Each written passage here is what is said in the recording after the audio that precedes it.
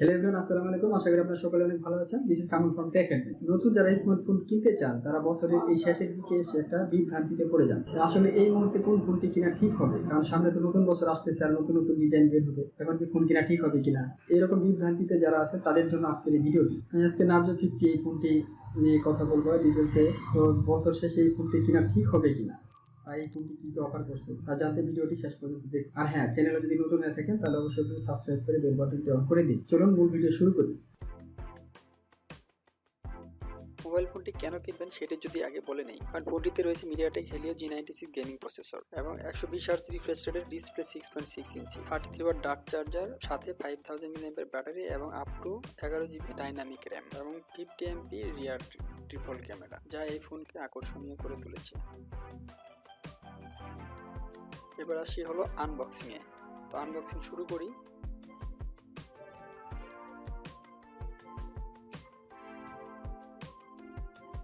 মোবাইলটি খোলার পর ফিল দ্য পাওয়ার লেখা, নার্জো বাই রিয়েলমি। বক্সিংটা আমার ভালো লেগেছে। বক্স কন্টেন্টে রয়েছে নার্জো 50 মোবাইল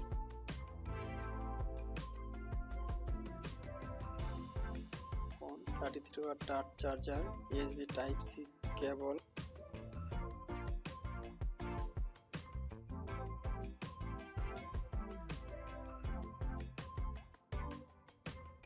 সিম ইজেক্টর টুল এবং পেপার, ইউজার ম্যানুয়াল, সিলিকন কাভারটি শক্তপোক্ত বলে মনে হচ্ছে এবং রিয়েলমি নার্জো 50 সুন্দর মোবাইল ফোনটি। ফোনটির ব্যাক পার্টটি আমার কাছে ভালোই লেগেছে। দেখে মনে হচ্ছে 4টি ক্যামেরা, কিন্তু মূলত এখানে একটি ফ্ল্যাশ, বাকিগুলি ক্যামেরা। মোবাইল ফোনটির বিল্ড কোয়ালিটি নিয়ে যদি কথা বলি, ফোনটি সম্পূর্ণ প্লাস্টিক বিল্ড, যার ফ্রেম এবং ব্যাক প্যানেল পলিকার্বনেট দ্বারা তৈরি।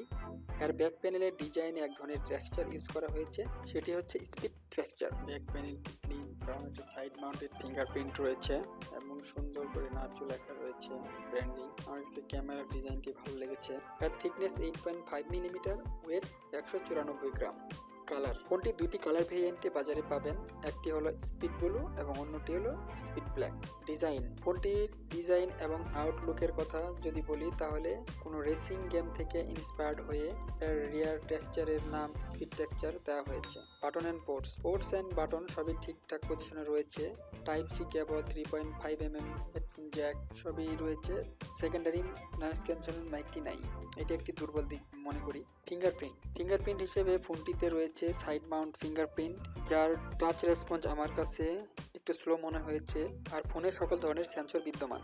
এবার আসি মোবাইলের মেন বিষয়, প্রসেসর। এই ফোনটিতে রয়েছে MediaTek Helio G96 gaming processor, যা 12 ন্যানোমিটার ফেব্রিকেশনে বিল্ড করা, যার আপ টু ক্লক স্পিড হচ্ছে 2 GHz এবং জিপিইউ হিসেবে আছে মালি G57MC2। সব মিলিয়ে এই ফোনটি ভালো পারফরমেন্স করছে। র্যাম ফোনটিতে 464GB এবং 6128GB দুটি ভেরিয়েন্টে পাওয়া যাবে এবং স্টোরেজ টাইপ হিসেবে রয়েছে UFS 2.1, 4GB এর সাথে 3GB এবং 6GB এর সাথে 5GB ডাইনামিক র্যাম রয়েছে বা ভার্চুয়াল র্যাম। ডিসপ্লে, এবার আসি ডিসপ্লেতে। ফোনটিতে রয়েছে 6.6 ইঞ্চি LCD 1080p full HD plus display এবং রয়েছে 120 Hz refresh rate, 6 level refresh rate, 180 Hz touch sampling rate, সাথে 401 PPI ডেন্সিটি। মাল্টিটাস্কিং খুবই ভালো ছিল, অ্যাপ ওপেনিং ক্লোজিং ঠিকঠাক ছিল, কোনো ল্যাগের দেখা পাইনি। গেম, ফোনটি মূলত গেমিংয়ের জন্য তৈরি। ফোনটিতে Asphalt 9, PUBG, call of duty সব গেমই খুব স্মুথলি চলছে, কিন্তু ফোনটি একটু গরম হয় গেম খেললে, তাছাড়া সবই ঠিক আছে। চার্জিং, ফোনটিতে রয়েছে 33W ডার্ক চার্জ এবং ফোনটিতে ব্যাটারি হিসেবে রয়েছে 5000 mAh ব্যাটারি এবং ব্যাটারিকে 33W চার্জার দিয়ে চার্জ করতে 1 ঘন্টা 13 মিনিটের মতো সময় লেগেছে এবং ফোনটি হেভি ইউজে 1 দিনের মতো ব্যাটারি ব্যাকআপ পাবেন। ক্যামেরা হিসেবে ফোনটিতে রয়েছে triple camera setup. Main camera হিসেবে রয়েছে 50MP ক্যামেরা, যার অ্যাপারচার 1.8 এবং পিকচার কোয়ালিটি ভালোই পেয়েছি।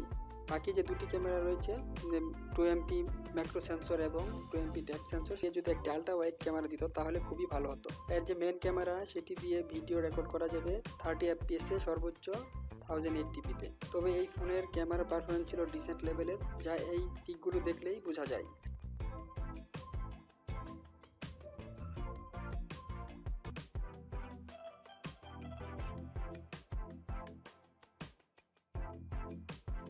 এর যে ফ্রন্ট ক্যামেরা রয়েছে সেটি হচ্ছে 16 মেগাপিক্সেলের পাঞ্চ হোল ক্যামেরা, যার অ্যাপারচার 2.1। আর এই ক্যামেরা দিয়ে আপনি 30 fps এ 1080p ভিডিও করতে পারবেন। ছবির শার্পনেস এবং ডিটেলস খুবই ভালো ছিল।